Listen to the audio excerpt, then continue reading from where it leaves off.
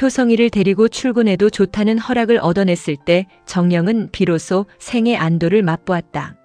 한 손목으로는 아이의 작은 손을 쥐고 다른 손에는 분홍빛 솜사탕을 들려준 채 그녀는 성아에게 전화를 걸었다. 나 취직했어. 수화기를 타고 넘어오는 목소리는 맑았고 은근한 승리감마저 묻어났다. 한창 근무 중이던 성아는 밀려드는 현실의 감각에 얼떨결에 목소리 톤을 높였다. 그럼 애는 어쩌고? 같은 유치원 교사가 돌봐주기로 했어. 걱정 안 해도 돼. 정령의 어조는 여전히 가벼웠으나 성아의 심장은 일순 덜컹거렸다. 그의 안도와 불안은 언제나 거친 바다 너울 위에서 아슬아슬하게 흔들리는 얇은 유리 접시 같았다. 지난날의 실패와 궁핍의 기억이 되새겨질 때마다 속에서 시큼한 메스꺼림이 뒤틀려 올라왔다. 이번에는 그곳에서 아이가 잘 지낼 수 있을까? 잘 지내야만 했다. 그 외의 선택지는 존재하지 않았으므로. 그러나 새로운 유치원이라는 낯선 생태계로 밀려들어간 4살배기 효성에게 그곳은 거대한 벽이었다. 처음 보는 아이들의 숲, 낯선 시설, 서슬퍼런 교사들의 시선 속에서 아이는 긴 적응의 터널을 지나야 했다. 또래의 틈바구니에서 효성이는 늘 기가 죽어 있었다. 수줍은 계집아이처럼 행동은 수동적이었고 섬처럼 홀로 부유했다. 아이들의 눈치를 살피고 교사의 안색을 탐색하느라 효성의 모든 거동은 느리고 조심스러웠다. 그렇게 3주가 흐르자 잔뜩 억눌려 있던 아이의 내부에서 기이한 환류가 일어났다. 갑작스럽게 발동한 장난기가 아이를 폭주하게 만들었다. 효성이는 아이들 사이를 분주히 뛰며 돌아다녔고 또래들이 싫어하는 행동을 골라 하기 시작했다. 교사가 소리쳐 말려도 아이는 그것이 마치 유일한 해방구인 양자지러지게 웃으며 그칠 줄 몰랐다. 지속되는 악순환에 결국 인내심이 바닥난 담임 교사가 효성이를 향해 날카롭게 고함을 질렀다. 겁에 질린 효성이는 그 길로 정령에게 달려가 매달렸다. 선생님이 무섭게 야단쳤다며 악을 쓰며 우는 아이를 보는 순간 정령의 속은 시커멓게 타들어갔다. 타인에게 상처 입고 의지할 곳을 찾아 나라든 이 작은 새를 품에 안고 어루만져야 한다는 것을 모성은 반사적으로 직감했다. 그러나 현실은 엄혹한 생의 격전지였다.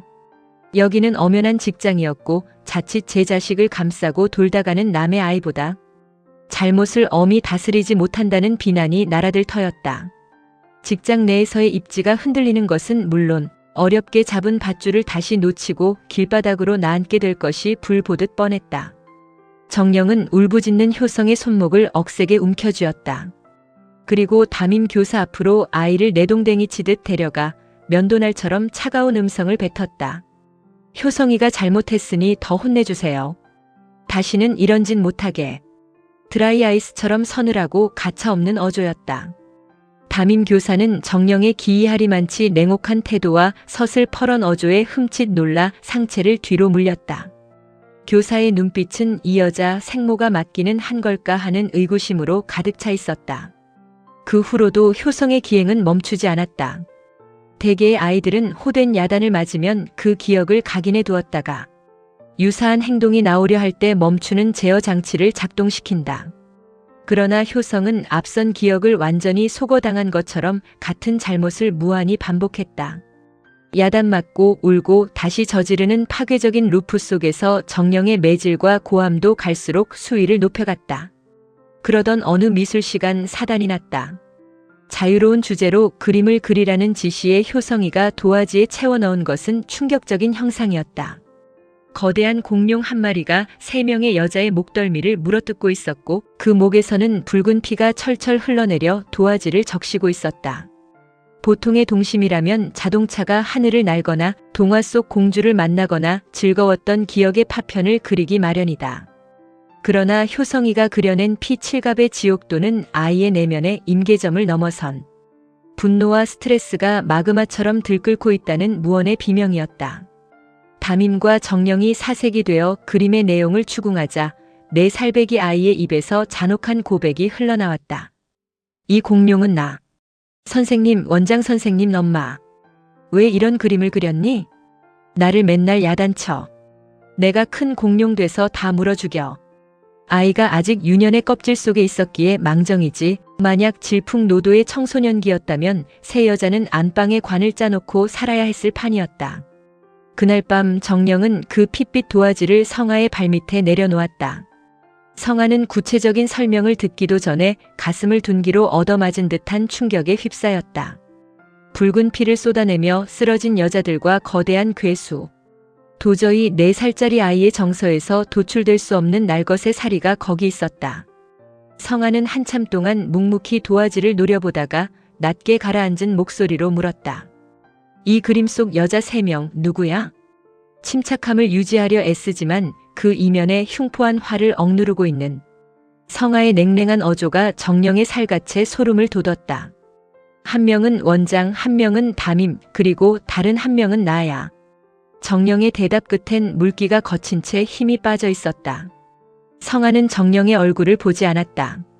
오직 시선은 도화지 위의 피에 고정되어 있었다. 왜 이런 걸 그렸대? 공룡이 효성이래.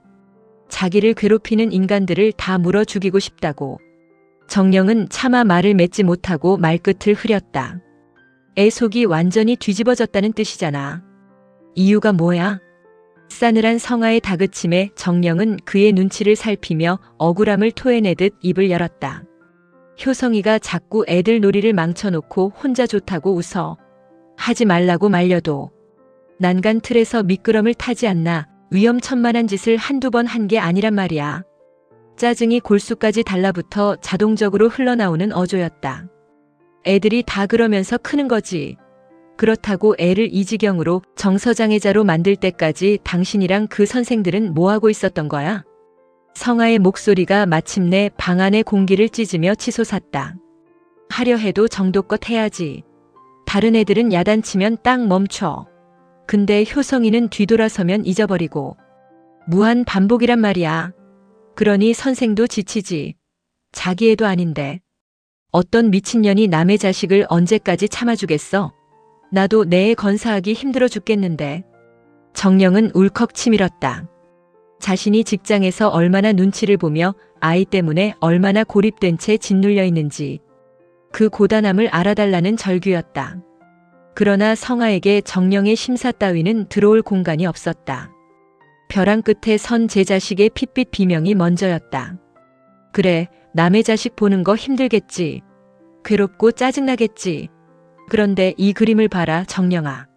이게 정상이냐? 넌 이걸 보고도 아무 느낌이 없어. 아이가 차마 밖으로 소리를 지를 수가 없어서.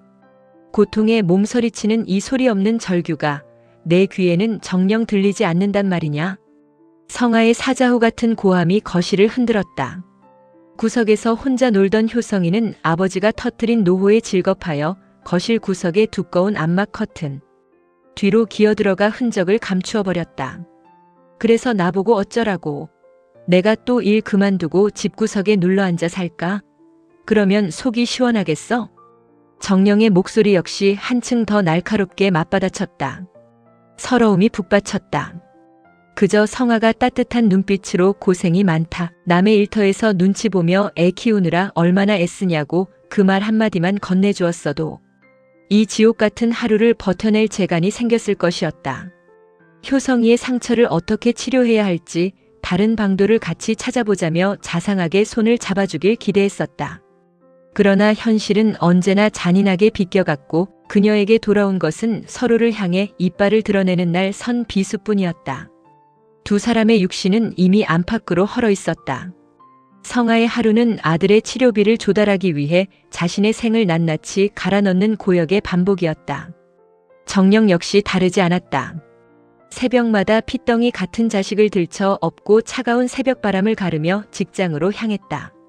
동료 교사들의 눈총을 견디고 원장의 비위를 맞추며 그녀는 매일 아침 자신의 존엄을 조금씩 도려내어 다쳤다.